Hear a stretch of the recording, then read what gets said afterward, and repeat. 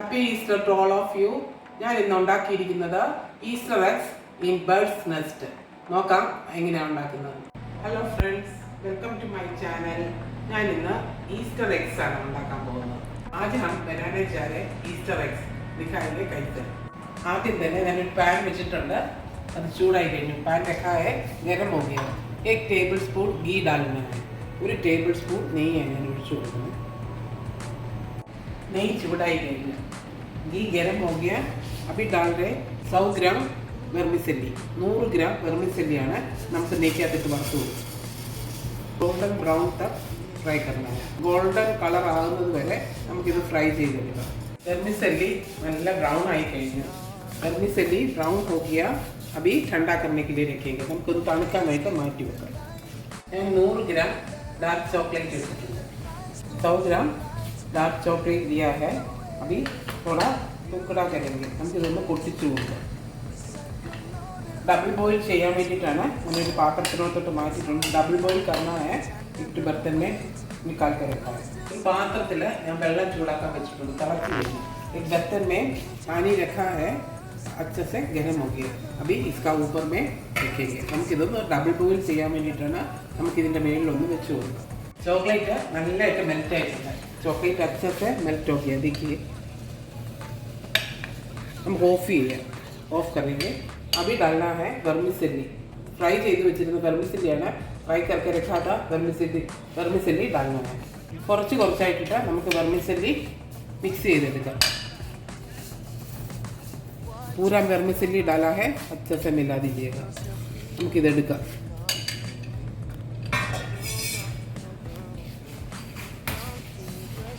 നന്നായിട്ട് മിക്സ് ചെയ്തെടുക്കുക. अच्छे से मिक्स करना है.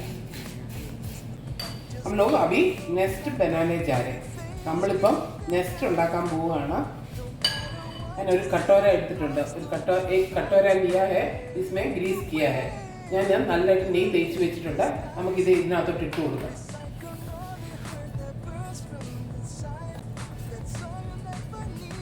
നമുക്കിതൊന്ന് സ്പ്രെഡ് ചെയ്ത് കൊടുക്കാം. थोड़ा स्प्रेड करेंगे. സൈഡിലോട്ട് നമുക്ക് പതുക്കെ കുറച്ചായിട്ട് സ്പ്രെഡ് ചെയ്ത് കൊടുക്കാം. നിങ്ങൾക്ക് ആവുന്ന അത്രയും സ്പ്രെഡ് ചെയ്യുക. हम लोग का कितना हो जाएगा उतना स्प्रेड करके देखिएगा. ഇത് മാക്സിമം സ്പ്രെഡ് ചെയ്ത് കൊടുത്തിട്ടുണ്ട്. മാക്സിമം സ്പ്രെഡ് करके रखा है. अभी फ्रिज में रखना है. അരമണിക്കൂറത്തേക്ക് നമുക്കിതൊന്ന് ഫ്രിഡ്ജിനകത്ത് വെച്ച് കൊടുക്കാം.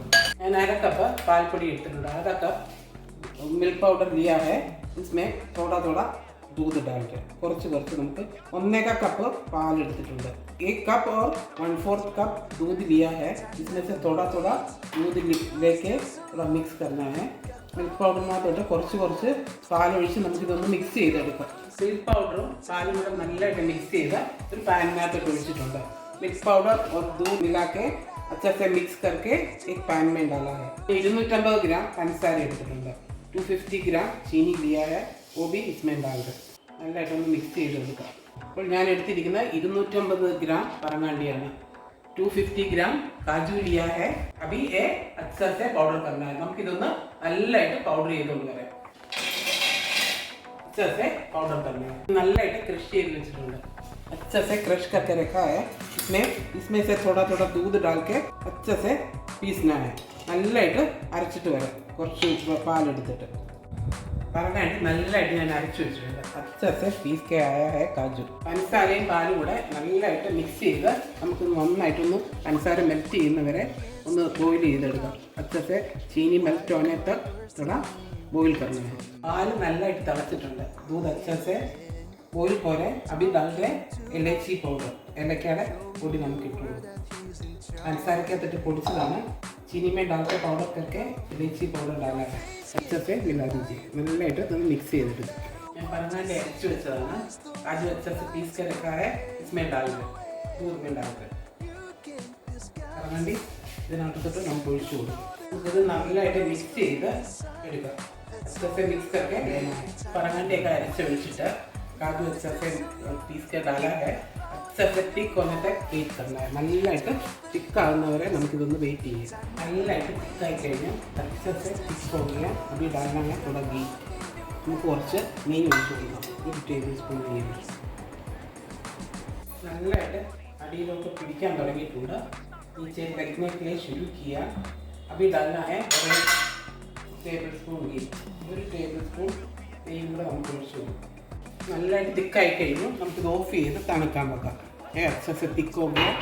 ഓഫ് करके ठंडा करने के लिए रखेंगे. നമ്മുടെ ഉണ്ടാക്കി വെച്ചിരുന്ന മിക്സർ തണുക്കാൻ വേണ്ടിയിട്ട് कटिंग पैड അകത്തോട്ട് വെച്ചിട്ടുണ്ട്. कटिंग पैड में रख के हम ठंडा करने के लिए रखा है. अभी इसमें से अंडा बनाने के लिए शुरू करेंगे. നമുക്ക് ഇത് വെച്ചിട്ട് നമുക്ക് മുട്ട ഉണ്ടാക്കാൻ തുടങ്ങാം. 7 ബോളുകൾ ഉണ്ടാക്കി വെച്ചിട്ടുണ്ട്. നോക്കിക്കേ, 7 ബോൾ बना के रखा है. अंडा का शेप देना है. ഇങ്ങനെ എല്ലാം നമുക്ക് ചെയ്തെടുക്കാം. മുട്ടയുടെ ഷേപ്പിലാക്കി എടുക്കാം. अंडा का शेप लेना है. മുട്ടയിലെല്ലാം നമുക്ക് ഇതിന് സിൽവർ ഫോയിൽ വെച്ച് കൊടുക്കാം. अंडा में थोड़ा सिल्वर फॉइल लगाएंगे. നെക്സ്റ്റ് ഫ്രിഡ്ജിൽ നിന്ന് ഇറക്കി 10 മിനിറ്റ് ആയിട്ടുണ്ട്.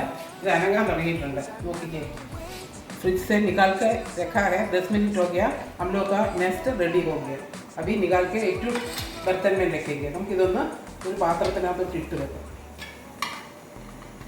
നോക്കിക്കേ, നമ്മുടെ നെക്സ്റ്റ് റെഡി ആയി കഴിഞ്ഞു.